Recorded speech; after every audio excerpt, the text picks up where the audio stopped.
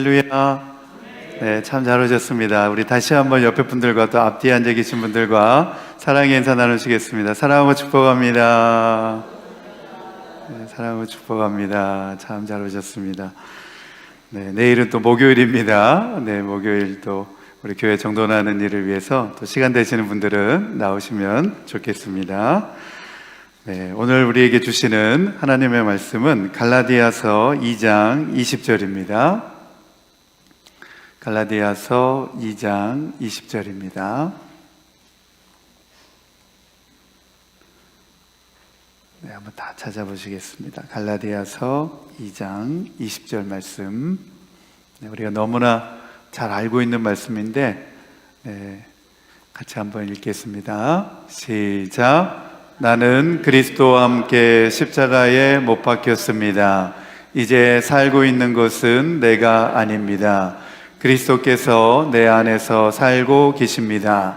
내가 지금 육신 안에 살고 있는 삶은 나를 사랑하셔서 나를 위하여 자기 몸을 내어주신 하나님의 아들을 믿는 믿음 안에서 살아가는 것입니다. 아멘, 아멘. 네, 이번에 이제 그리스 튀르키예 성지 답사 다녀오신 분들은 이 사도 바울의 그 전도 여정들을 쭉 다니면서 사도 바울의 그 삶을 또 이렇게 묵상하시면서 많은 은혜가 되었던 것으로 이렇게 제가 알고 있습니다. 특별히 사도 바울이 이렇게 고백하고 있는 것처럼, 네, 이제 내가 살고 있는 것은 내가 아닙니다. 그리스도께서 내 안에서 살고 계십니다. 내가 지금 육신 안에 살고 있는 삶은 나를 사랑하셔서 나를 위하여 자기 몸을 내어주신 하나님의 아들을 믿는 뭐 안에서? 믿음 안에서 살아가는 것입니다. 여러분도 그렇게 살아가고 계십니까? 아멘, 아멘. 나는 죽고 예수로 살아야 된다. 끊임없이 강조하고 우리 유기성 목사님 강조하고 계시는데 정말로 그렇습니다. 우리가 예수님을 믿고 우리는 나의 자아는 죽고 우리는 예수님으로 살아가야 되는 줄로 믿습니다. 이제 어느덧 웨스트민스터 신앙 고백이 이제 절반 이상을 넘었습니다. 이제 교리에 대한 부분들이 이제 어느 정도 이제 맞춰지게 되고, 이제 후반부부터는 이제 윤리에 대한 내용들이 더 이제 구체적으로 나오게 됩니다. 서신서에도 보면, 네, 전반부는 교리에 대해서, 그리고 후반부는 윤리에 대해서 이렇게 많이 언급되고 있는데, 이제 앞으로 이제 우리들도 이제 성도들의 삶에 대한 구체적인 내용들을 이제 계속해서 이제 다뤄지게 될 것 같습니다. 요즘에 이제 보면 한국 사회 가운데서 기독교에 대한 그런 비판과 또 폄훼가 많이 있습니다. 뭐 비단 오늘날만 그런 것이 아니라 이제 과거에 오래된 일인데, 기독교에 대해서 언론에서도 그렇고 또 매스미디어에서도 보면 기독교에 대해서 비판을 많이 합니다. 그 요즘에는 나오는 영화들마다 기독교를 풍자하고 기독교를 비판하고 또 그런 기독교를 폄하하는 그런 내용들로 가득 차 있습니다. 그래서 참 이 시대를 보면 기독교 위기의 시대가 아닌가 그런 생각을 가져보게 됩니다. 한 몇 주 전에 이제 한국 뉴스를 제가 이제 이렇게 종종 보는데, 한국 그 메인 뉴스입니다. 9시 이렇게 메인 뉴스인데, 그 뉴스에서 이제 영화 감독을 이제 이렇게 인터뷰하는 게 있습니다. 그 뉴스 코너에 항상 그 화제가 되는 인물들을 인터뷰하는 코너가 있는데, 이번에 이제 그 파묘라는 영화를 만든 그 감독을 그 뉴스룸에서 이제 인터뷰를 하는 겁니다. 근데 이 파묘가 지금 이 한국뿐만 아니라 전 세계적으로 지금 흥행하고 있고, 지금 아주 막 이게 지금 유행처럼 이렇게 막 지금 막 흥행하고 있는데, 저도 뭐 보지는 않았습니다. 그냥 이제 그 뉴스룸 인터뷰하는 거를 이제 유심히 이렇게 봤는데, 무당 영화입니다. 뭐 풍수지리 해가지고 뭐 무당이 나와가지고 묘자리를 어디다 써야 되냐, 뭐 이제 이런 이야기, 이제 그런 이야기들로 스토리로 구성되어 있는데, 이 영화를 만든 사람이 교회 잘 다니는 집사님입니다. 교회 다니는 집사님인데, 이 집사님이 무당 영화를 만들었습니다. 그래서 이제 뉴스 앵커도 그걸 물어보는 거예요. 본인이 알기로 어느 교회에 잘 출석하고 있는 집사님이라고 알고 있는데 어떻게 이런 영화들을 만들게 됐느냐 그랬더니 기독교적인 시각에서 귀신을 재조명을 해보고 싶었다라면 이제 이런 이야기로 이제 쭉 인터뷰를 하는 거예요. 그리고 이제 거기에 출연하는 배우들도 보면 기독교인들이 많이 있습니다. 기독교인들인데 무당을 막 연기를 하고 이제 그런 거죠.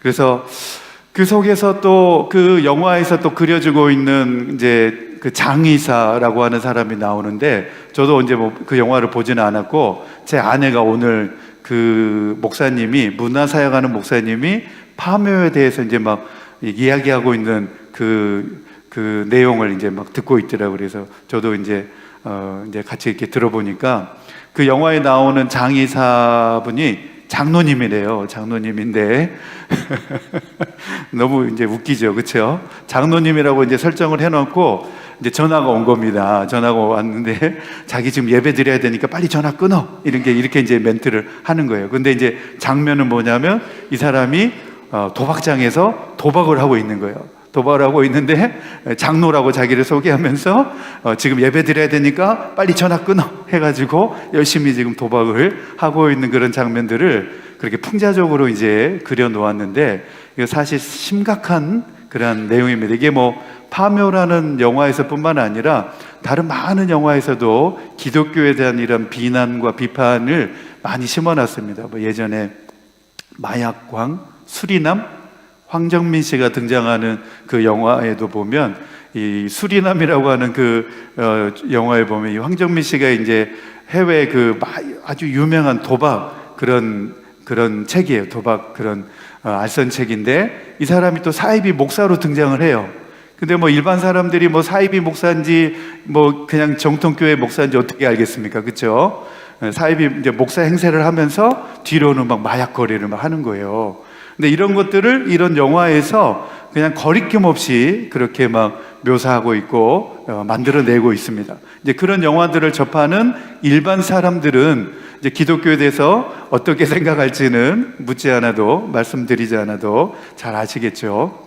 그래서 왜 이런 현상들이 비단 오늘날 들어서 더 극심해지고 기독교에 대한 이런 비판과 또 풍자들이 더 이렇게 득세를 하고 있을까, 이렇게 이제 곰곰이 생각을 해보았습니다. 그랬더니 우리 안에서도 문제가 많이 있다라는 생각을 해보았습니다. 네, 교회를 다닌다고 하면서도 이중적인 생활을 하는 경우가 너무 많다는 거예요. 성도들 가운데도 정말 살아계신 하나님을 믿는다고 하면서도 그들의 삶을 들여다보면 전혀 하나님 믿는 사람들처럼 살아가지 않으니까, 세상 사람들이 볼 때에도, 심지어 교회 다니는 집사가 볼 때에도 그들의 눈에 비춰지는 성도들의 모습이 정말 하나님을 믿는 사람으로서의 그런 모습을, 삶을 드러내 보이지 않거든요. 그래서 계속해서 그분들이 그런 교회에 대해서, 그런 기독교에 대해서 계속 대화를, 시도를 해본다, 이제 그런 의도에서 그분들이 그런 이제 영화들을 만들어내고 있는데, 사실 우리에게도 심각한 문제입니다. 우리 교회 안에도 심각하게 생각해 봐야 될 문제입니다.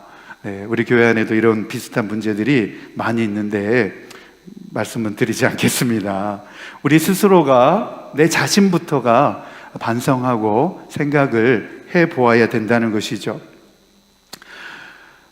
우리 이제 교회 이제 이렇게 보면, 제가 이제 신현철 목사님한테도 예배 전에 정리정돈을 철저히 하라고 늘 강조를 많이 합니다. 새벽 예배든 또 수요 예배든 주일 예배 전에 교회가, 예배당이 정리가 안 돼 있으면 하나님이 그 예배를 기쁘게 받으시겠냐 막 하면서 이제 제가 회의 시간에 아주 그 부분들을 중요하게 이제 이야기를 하는데, 왜 그러느냐? 우리가 하나님 앞에, 살아계신 하나님 앞에 예배 드린다고 하면서 예배당이 제대로 정리 안 돼 있고 엉망으로 되어 있으면 그 예배를 과연 하나님이 받으시겠느냐, 이제 그런 마음에서 제가 이제 우리 목사님께도 이 예배당 정리정돈을 철저하게 해야 된다라고 이렇게 이제 강조를 하고 있습니다. 강조를 하고 있는데, 그렇잖아요. 우리가 이 모여서 예배 드리는 것이 단순히 어떤 종교 행사를 위해서 모여 있는 게 아니잖아요.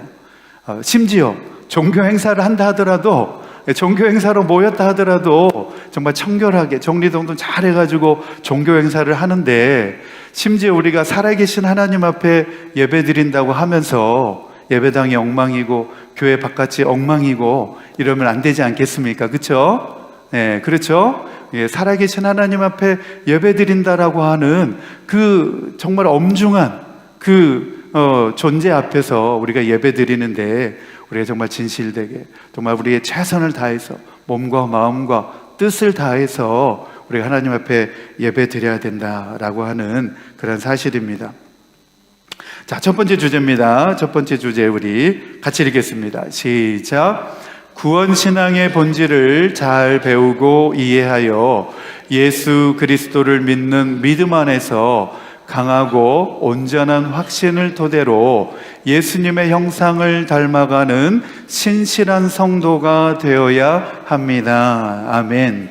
아멘. 우리가 정말 예수 그리스도를 믿는 그 믿음 안에서 우리가 예수님의 형상을 닮아가는 신실한 성도가 되어야 한다라고 하는 사실입니다. 이 사실이 너무나 이제 중요한데, 왜 이렇게 세상 언론에서도 그렇고 기독교에 대한 이런 비판과 풍자들이 넘쳐나는가? 제가 이제 캘리포니아에 있을 때 뭐 식당이나 이런 이제 카페 같은 데 가보면 이제 한국 사람들이 이제 군데군데 이렇게 모여 있습니다. 특별히 이제 제가 캘리포니아 살 때는 그래도 캘리포니아의 아주 부촌이라고 하는 좋은 동네에 살았었는데, 아주 아름다운 동네입니다. 산동네고 이 태평양 바다가 쫙 이렇게 펼쳐지는 아주 좋은 동네인데, 그곳에 이제 뭐 카페도 있고 식당도 많이 있는데, 이제 뭐 카페 같은 데 이렇게 가보면 한국 사람들이 이제 와서 같이 이제 뭐 6, 7명 모여가지고 이제 앉아 있습니다. 앉아 있는데, 제 아내랑 저랑 이제 제 아이랑 이제 한쪽에 이제 앉아 있다 보면 그분들이 하는 이야기를 듣고 싶지 않아도 이제 듣게 돼요. 한국말이니까. 그러면 이제 그분들이 주로 어떤 이야기를 하냐면 교회 이야기를 합니다.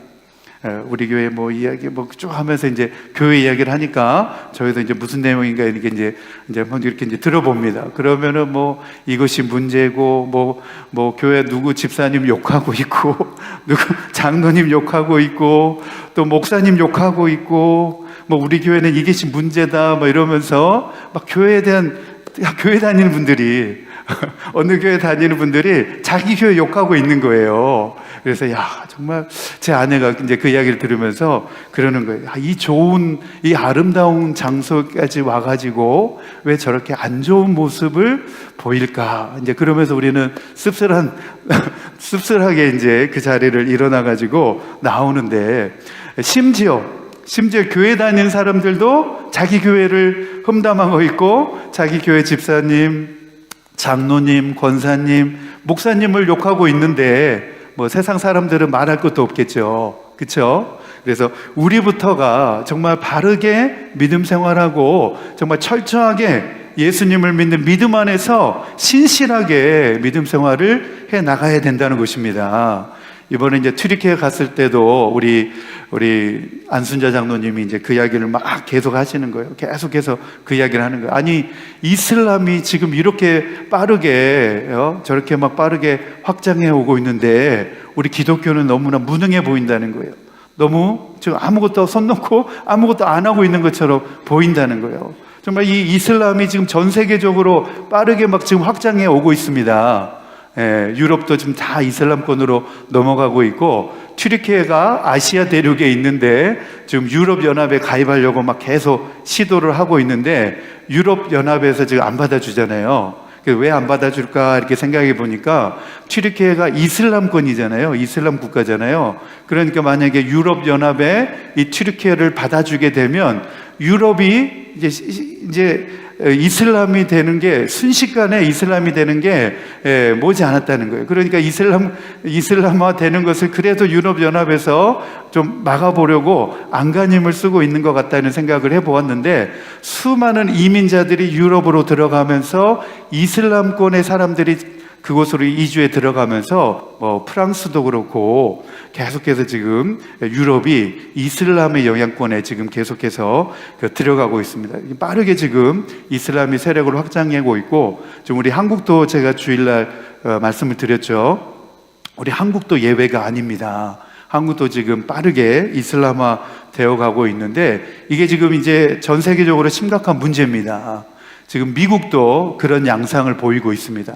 이제 교회가 지금 최근에 지금 계속해서 언론에서 이제 그 보도하고 있는데 미국 기독교인들의 수가 급격하게 감소하고 있다는 거예요. 미국인 기독교인 수가 교회를 떠나는 숫자들이 점점점 늘어나고 있고 불신자들의 숫자는 무신론자들의 숫자는 점점점 더 늘어나고 있습니다. 이런 상황에서 지금 기독교 국가라고 표방하고 있는 미국이 이제 무너지면 이제 이슬람화 되는 것은 시간 문제입니다. 이게 굉장히 심각한 문제거든요. 바로 이런 때에 우리가 정신을 바짝 차려야 됩니다. 우리 기독교 신앙 생활을 하고 있는 믿는 성도님들이 정말 정신 바짝 차려야 돼요. 우리 튀르키예 문상호 선교사님들도 가이드하면서 우리에게 계속해서 정신 바짝 차려야 된다, 정신 바짝 차려야 된다라고 계속 강조하시는데 저는 그것을 우리 믿는 성도들이 정말 정신 바짝 차리고 믿음 생활을 해야 된다 그런 말로 막 들리더라고요. 안 그러면 이슬람에 다 먹히게 된다, 영적으로 다 무너진다, 막 그런 어필로 막 저에게 다가오더라고요. 정말 그렇습니다. 좀 우리 믿음 생활할 때에 정신 바짝 차리고 믿음 생활을 해 나가야 됩니다. 자, 우리 첫 번째 항 같이 읽겠습니다. 시작. 선택받은 자들이 영혼을 구원할 수 있는 믿음을 가지려면 믿음의 은사가 필요하다. 이 은사는 그들의 마음속에서 이루어지는 성령의 역사에서 비롯하는데 대개 말씀의 사역을 통해 일어나며 성례의 집행과 기도와 말씀의 사역을 통해 더욱 강화되고 증가된다 그랬습니다. 믿음의 역사에 대해서 이제 말하고 있는 내용이죠. 오늘 이제 웨스트민스터 챕터가 제 14장입니다. 구원 신앙에 대하여, 그래서 그 부분에 대해서 이제 다루고 있는데 이 믿음의 역사, 이 내용에서 믿음에 관해서 깊이 관심을 가지고 설명하고 있습니다.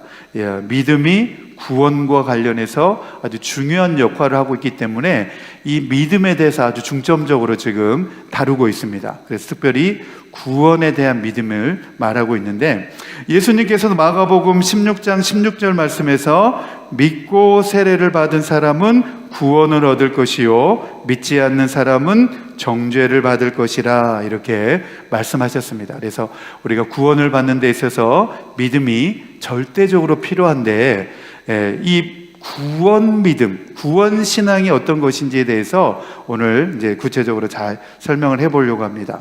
아담과 하와의 원죄로 말미암아서 타락한 죄인들이 구원을 받으려면 구원해 줄 구세주가 필요하죠. 그리고 그들이 구원을 실제로 그 구원을 받고 그 구원을 누리려면 바로 구세주를 믿는 믿음이 필요한 거죠. 구세주가 필요하고 구세주를 믿는 믿음이 필요한 거죠.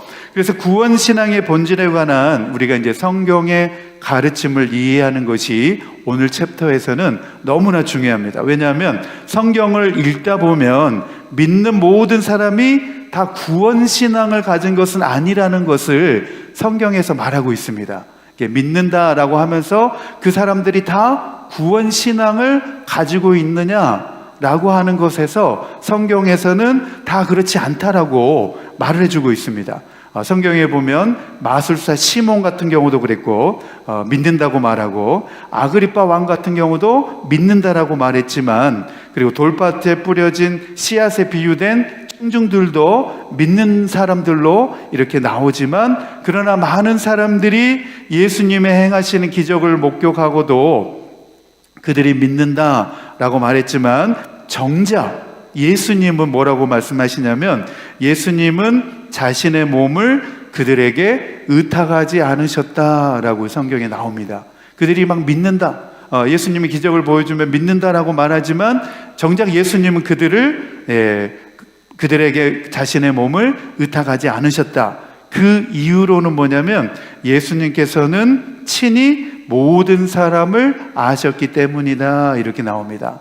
예수님께서 친히 모든 사람을 아셨기 때문이다. 이 말은 무슨 말이냐면 그들이 믿는다라고 말하지만 그 사람들 속에 정말 구원받을 수 있는 구원신앙이 들어있지 않았다는 것을 예수님께서는 아셨다는 것이죠. 따라서 믿음은 그 본질이 다 똑같다고 말하는 것은 정확하지도 않고 신중하지도 않고 안전하지도 않다, 이렇게 해석을 해 놓았습니다. 사람들의 증언에 근거해서 일반적인 사실을 믿을 수는 있다는 거예요. 그냥 현상에 드러나는 그 사실을, 나타난 기적을 믿습니다 라고 말할 수 있지만 그것이 구원신앙과 동일되는 것은 아니다라는 거예요. 이게 지금까지 여기까지 이제 무슨 내용인지 아셨죠? 네, 믿는다, 나 그거 믿어 라고 말할 수는 있지만 정말 구원신앙에 가까이 이를 수 있는 믿음이냐라고 하는 것은 다시 한번 점검을 해보아야 된다는 겁니다. 그래서 성경은 믿음을 가리켜서 뭐라고 말하냐면 보배로운 믿음, 그리고 거짓이 없는 믿음. 믿음인데 왜 거짓이 없다고 말하죠? 그렇죠? 예, 거짓이 없는 믿음이라고 그래요. 그러니까 믿음인데 거짓이 없다라는 말은 거짓이 있는 믿음도 있다라는 말이겠죠. 반대로 바꿔보면. 그래서 우리는 거짓이 없는 믿음이 있어야 되고 하나님의 역사로 인한 믿음, 네, 이렇게 성경에서는 말하고 있습니다. 성경에서 믿음을 이렇게 여러 가지로 표현하고 있는 이유는 바로 구원신앙의 믿음은 어디에서부터도 찾아볼 수 없는 아주 독특한 속성을 가지고 있기 때문에 바로 구원신앙의 믿음과 일반적인 사실에서 오는 그 믿음을 별개의 것으로 구분을 지금 하고 있다는 겁니다. 그래서 구원신앙은 선택받은 사람들 마음속에서 어떤 역사들이 나타나야 하냐면 성령의 사역이 나타나야져야 된다는 거예요. 성령의 사역을 통하여서 그것이 구원의 믿음으로 이루어지게 된다는 거예요. 그래서 우리 자신 가운데서 정말 내가 성령을 받았는지 성령을 받지 않았는지를 정확하게 우리가 구별하는 게 필요합니다. 성령을 받아야 그 속에서 우리가 구원의 역사들이 나타나게 된다는 거예요. 내가 아직 성령을 받지 못하였다 라고 하시는 분들은 저를 찾아오셔야 됩니다. 내가 아직 성령을 받지 못한 것 같은데, 그런 생각이 드시는 분들은 저를 찾아오셔야 됩니다. 그래서 성령을 받아야 우리는 구원에 이르는 그 믿음 가운데로 나아갈 수가 있게 됩니다. 왜냐하면 성령님이 바로 우리를 구원으로 인도해 주시기 때문에 그렇습니다. 그래서 성령 받지 못한 사람들은 구원을 받았다라고 장담하기가 어렵다는 겁니다. 미안하지만. 그래서 성령을 받지 못하셨다라고 생각되시는 분들은 솔직하게 저에게 오시기 바랍니다. 성령을 받으셔야 되는 거죠. 감리교에서는 인간의 자유의지를 강조합니다. 인간의 자유의지를 강조하면서 자기 자유의지로도 믿음을 스스로 가질 수 있다, 이렇게 주장을 합니다. 조금 이제 감리교의 좀 이 교리에 좀 문제가 있습니다. 인간의 자유의지를 너무 지나치게 강조하다 보니까 믿고 안 믿고는 나의 자유의지에 달려있다, 그렇게 이야기를 하는 거죠. 하지만 우리 장로교에서는 그렇게 바라보지 않습니다. 인간은 죄를 지어 타락한 탓에 구원을 가져다 줄 영적 선을 이룬 능력을 온전히 다 상실해 버렸다는 거예요. 전적으로 타락했다. 그래서 우리 속에서 구원에 이를 만한 지식과 능력이 우리 속에는 들어있지 않다라고 우리 장로교 신앙에서는 그렇게 고백하고 있습니다. 우리 속에서 주님을 알 만한 그 아무것도 없습니다. 성령님이 우리에게 찾아오셔서 우리에게 조명해 주실 때 우리가 예수님을 비로소 믿게 되어지는 거죠. 그래서 성령님은 우리가 아무리 강조해도 지나치지가 않습니다. 성령님은 예수 그리스도께서 이루신 그 구원을 사람들에게 적용시켜주고 또 선택받은 사람들의 마음속에서 믿음의 역사를 일으켜주시는 분이십니다. 그래서 성령님이 그 일을 해주시는 것입니다. 그래서 죄를 짓고도 회개가 나오지 않는 사람들은 바로 성령님이 그 마음속에 계시지 않는 것입니다.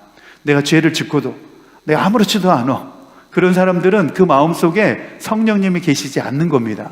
네, 내가 죄를 지으면 내 속에서 그 죄로 말미암아 이거 죄구나 라고 깨닫게 되어지고 회개가 일어나야 이게 정상인 거죠. 근데 회개하지 않고도 신앙생활을 하고 있다고 한다면 그분은 성령을 받지 못한 사람인 거죠. 성령님이 그 마음에 계시지 않는 것입니다. 성경은 그것을 가르쳐서 뭐라고 말하냐? 양심에 화인 맞았다 이렇게 말합니다. 네, 성령님이 그 속에 계시지 않으니까 아무리 죄를 지어도 양심의 가책을 느끼지 못하는 거예요. 그러면 양심에 화인 맞았다라고 성경은 말하고 있습니다. 우리 디모데전서 4장 1절에서 2절입니다. 디모데전서 4장 1절에서 2절 우리 같이 읽겠습니다. 시작. 성령께서 환히 말씀하십니다. 마지막 때에 어떤 사람들은 믿음에서 떠나 속이는 영과 악마의 교훈을 따를 것입니다. 그러한 교훈은 그 양심에 낙인이 찍힌 거짓말쟁이의 속임수에서 나오는 것입니다. 그랬습니다. 이 성경이 아주 정확하게 말해주고 있죠. 성령께서 환히 아주 명확하게 말씀하십니다. 마지막 때에, 지금이 마지막 때죠. 마지막 때에 어떤 사람들은 믿음에서 떠나 속이는 영과 악마의 교훈을 따를 것입니다. 그랬습니다. 네, 속이고 거짓말하는 것은 영이 하는 일이에요. 영이 그 사람 속에 들어가 가지고 그 사람을 지배해 버리는 거예요. 근데 몰라요. 우리는 이제 겉으로 보니까 모르지. 근데 이 말씀이 지금 어디에 지금 해주는 말이에요? 세상 사람들에게 하는 말씀이 아닙니다. 교회에 지금 하는 말이에요. 디모데가 목회하고 있는 그 교회, 에베소 교회에 지금 해주는 말씀이에요. 성도들에게 지금 해주는 말씀입니다. 마지막 때에 어떤 사람들이, 교회 안에 있는 어떤 사람들이 믿음에서 떠나 속이는 영과 악마의 교훈을 따를 것입니다. 악한 영의 지배를 받는다는 거죠. 귀신이 그 속에 들어와 있어도 모르는 거죠. 그 2절 말씀에 보면 그러한 교훈은 그 양심에 낙인이 찍힌 거짓말쟁이의 속임수에서 나오는 것입니다. 그랬습니다. 네, 성령이 없으니까 성령이 사람을 지배하지 않으면 어떤 영이 그 사람을 지배해요? 영은 절대 혼자 있지 않습니다. 어떤 영의 지배를 받게 되는데 성령의 지배를 받느냐 아니면 악한 영의 지배를 받느냐 다 결정이 됩니다. 교회 안에 있으면서도 악한 영의 지배를 받는 사람들이 너무나 많이 있습니다. 저는 예수전도단이 이제 활동하면서 많은 청년들 집회 가운데서 정말 멀쩡해요. 겉으로 보기엔 정말 멀쩡하고 아주 스마트합니다. 똑똑합니다. 학교도 뭐 서울대 뭐 이런 명문대 다니는 아주 그런 학생들, 대학 청년들이 캠퍼스 모임에 많이 옵니다. 그런데 그 속에서 정말 막 예배드리고 성령이 임하면 그 속에서 귀신이 막 나오는 것을 볼 수가 있어요. 막 발작하면서 귀신이 막 나와요. 정말 겉으로 보면 멀쩡한 청년이었는데 안수기도 하면 막 그 속에서 귀신이 튀어나오는 것을 저는 여러 번 목격을 했습니다. 네, 오늘 우리 예배하러 오신 분들에게도 안수기도 하면 귀신이 튀어나올 분들이 있을 수 있습니다. 네, 많다고는 말을 못하고 있을 수 있습니다. 이게 겉으로는 아무렇지 않게 이렇게 멀쩡하게 앉아있어도 정말 안수기도 하면 그 속에서 뭐 귀신이 튀어나오는 경우가 많이 있습니다. 저는 그런 경우를 많이 봤습니다. 우리가 성령의 지배를 받든지 아니면 악한 영의 지배를 받습니다. 악한 영이 우리 속을 들어와 가지고 우리의 생각과 마음을 다 사로잡습니다. 그러면 자기도 모르게 그 악한 영이 인도하는 대로, 이끄는 대로 막 그렇게 살아가는 거예요. 네, 세상 사람들이 그렇게 사는 것이 아니라 교회 안에 있는 사람들도 그렇게 살아간다는 거예요. 네, 그래서 우리는 성령을 받아야 되는 줄로 믿습니다. 네, 성령께서 밝히 말씀하십니다. 마지막 때에 어떤 사람들은 믿음에서 떠나 속이는 영과 악마의 교훈을 따를 것입니다. 이런 사람들이 교회 안에 있다는 거예요. 교회 안에 있다는 거예요. 저 바깥에 세상 사람들을 가리켜서 말하는 게 아닙니다. 교회 안에 믿음을 떠나 속이는 영과 악마의 교훈을 따를 것입니다. 네, 속이는 건 누굽니까? 누가 하는 일입니까? 악한 영이 하는 겁니다. 거짓 영. 네, 사단은 처음부터 거짓의 압이라 그랬습니다. 그래서 속이고, 네, 수군수군대고 다 이런 것들은 거짓 영이 하는 일들입니다. 거짓 영에 속아가지고, 혼미케 돼가지고 그 영이 하는 대로 막 따라 사는 것입니다. 여러분 잘 생각해 보세요. 성령님이 그렇게 하겠습니까? 네, 성령이 충만한 분이면 거짓말 하겠습니까? 거짓말 못하죠. 성령님은 생명과 평안이니라 그랬습니다. 그래서 성령의 사람들은 어디를 가나 생명과 평안을 가져오는 사람들이지, 거짓 영에 사로잡혀 있는 사람들은 자꾸 분열을 시킵니다. 거짓 영에 사로잡혀 있으니까 그런 거죠. 분열하고 다툼을 일으키고 자꾸 그렇게 나누고 가르고 그렇게 하는 것이죠.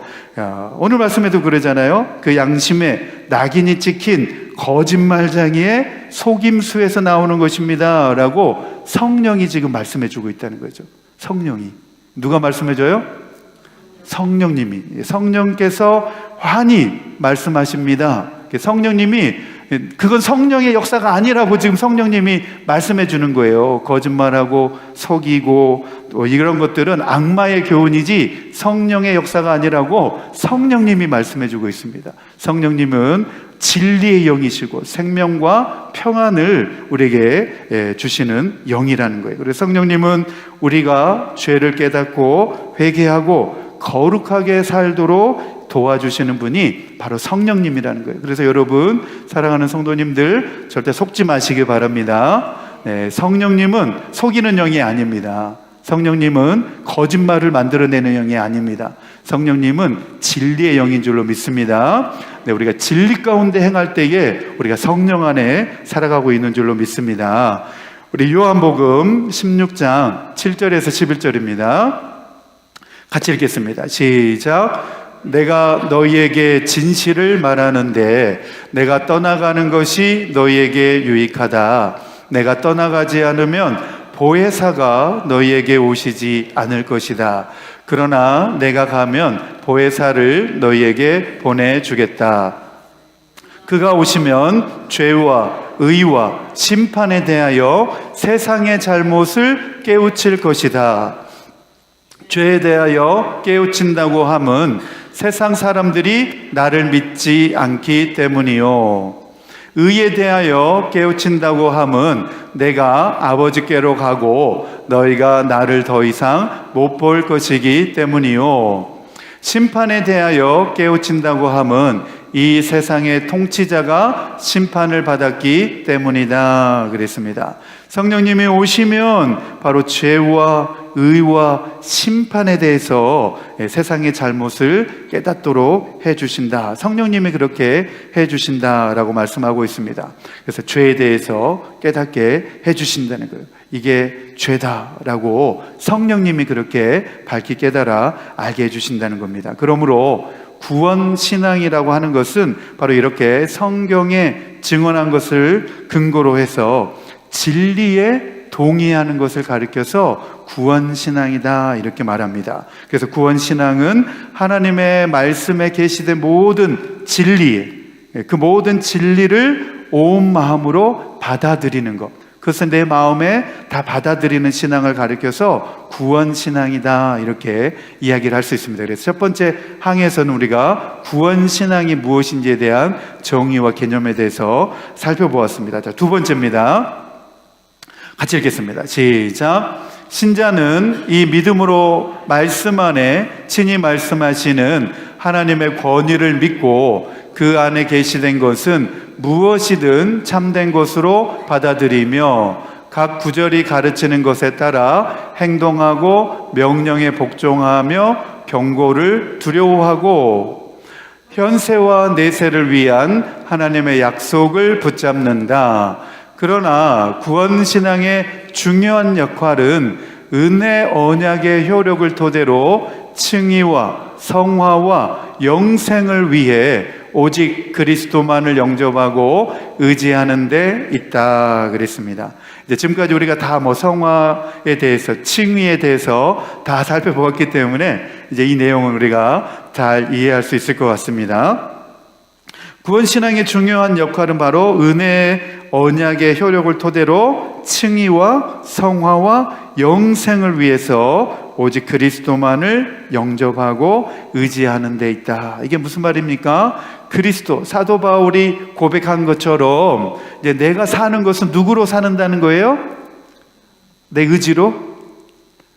내 자아로 산다는 게 아니라는 것. 내가 내 육체 가운데 사는 것은 오직 예수 그리스도를 믿는 믿음 안에서 사는 것이라. 나는 죽고 예수로 이제 산다라고 하는 그런 의미인 겁니다. 그래서 성경은 이 구원 신앙에 대해서 무엇이라고 정의하고 있냐면 하나님을 아는 지식이다, 이렇게 얘기를 합니다. 성경에 보면 나오죠. 하나님을 아는 지식, 다른 말로는 예수 그리스도를 믿는 믿음, 이렇게 말할 수가 있습니다.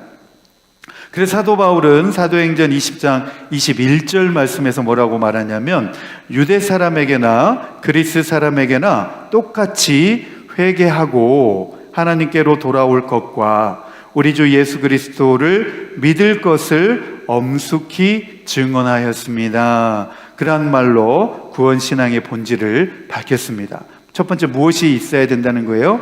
구원신앙의 첫 번째 단계가 무엇이? 회개하고, 회개가 반드시 수반되어져야 된다는 것이죠. 회개. 여러분들은 회개하셨습니까?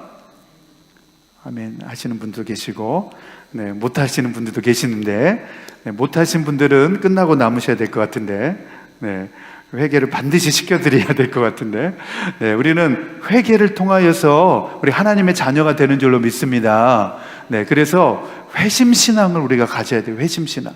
회심을 경험을 해야 되는 거예요. 아직 회심을 경험하지 못하신 분들이 계시다면 정말로 다시 한번 우리의 신앙의 처음부터 다시 한번 점검을 하면서 우리는 반드시 회심을 경험을 해야 됩니다. 회심을 경험을 해야 내가 진정한 하나님의 자녀가 되는 것이고 영생의 소망을 우리는 보증받게 되어지는 것입니다. 할렐루야.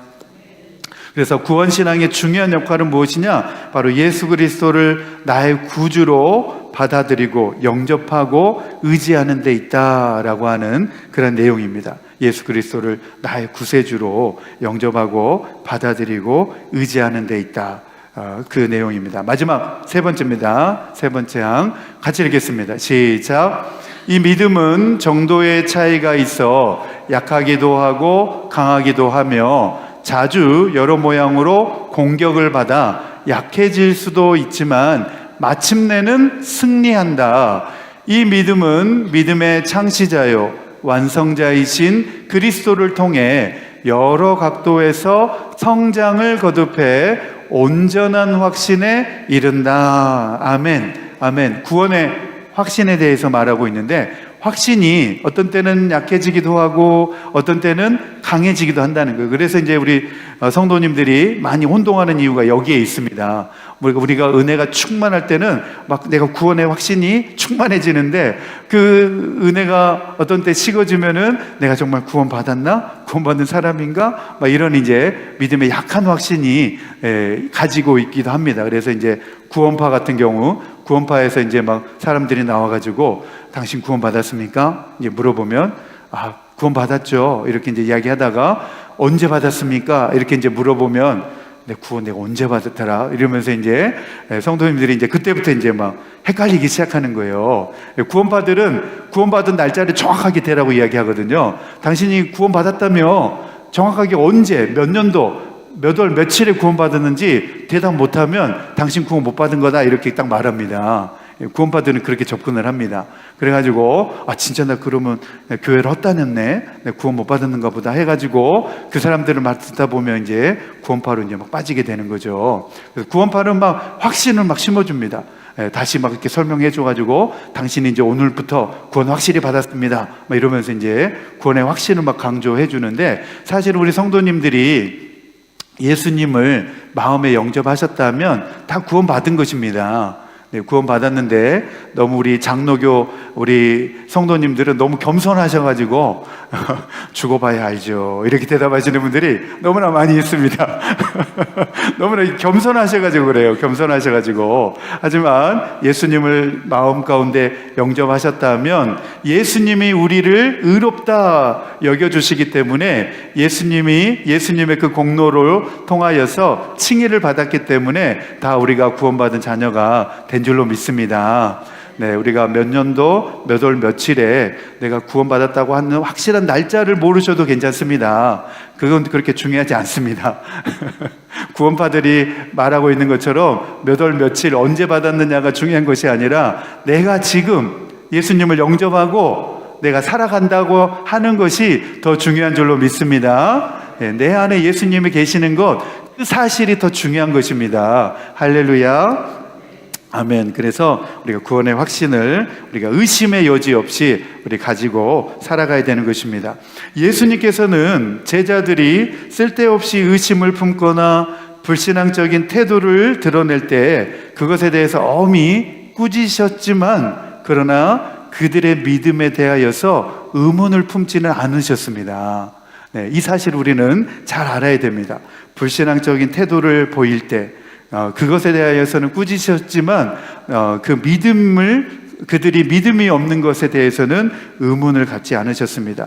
예수님은 내가 믿나이다, 나의 믿음 없는 것을 도와주소서 라고 말하는 사람을 예수님은 기꺼이 받아주셨고, 또 물에 빠진 베드로가 물에 빠져서 베드로를 건져주셨을 때에 믿음이 적은 자여 왜 의심하였느냐 라고 말씀하시면서 베드로의 손을 붙잡아 주시는 것을 볼 수가 있습니다. 그래서 예수님은 단 한 번도 우리에게 믿음에 대해서 의문을 품지 않으셨다. 그래서 믿음의 정도는 차이에 따라서 강하기도 하고 약하기도 하지만 예수님은 우리로 하여금 예수님을 통하여서 더욱더 믿음을 주신다, 믿음의 확신을 갖도록 해주신다 라고 하는 사실을 우리는 붙잡아야 될 줄로 믿습니다. 자, 우리 실천을 위한 적용입니다. 첫 번째 같이 읽겠습니다. 시작.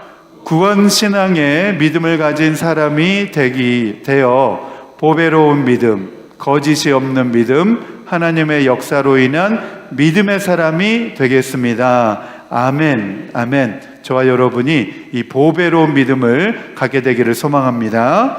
자, 두 번째입니다. 두 번째 같이 읽겠습니다. 시작. 예수 그리스도는 믿음의 창시자요 완성자이신 예수님을 바라보며 예수님을 믿는 믿음 안에서 강하고 온전한 확신을 가지고 예수님의 형상을 닮아가는 신실한 성도가 되겠습니다. 아멘, 아멘. 우리의 믿음이 더욱더 강해지기 위해서는 우리는 예수님 붙잡아야 되는 줄로 믿습니다. 우리는 계속해서 예수님께 가까이 나가야 되고 예수님을 붙잡을 때에 더욱더 우리의 믿음이 강해지는 것입니다. 이 사실을 우리 잘 기억하고 믿음으로 다 함께 우리 결단하겠습니다. 우리 허무한 시절 같이 찬양하고 믿음으로 결단합니다.